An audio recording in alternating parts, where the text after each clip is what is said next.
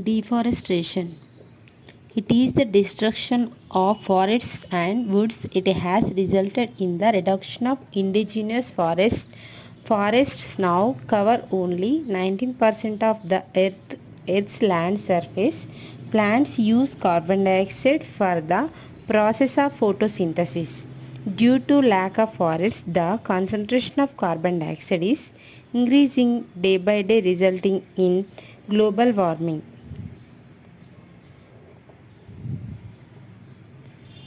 Forests now cover only 19% of the Earth's land surface. Plants use carbon dioxide for the process of photosynthesis.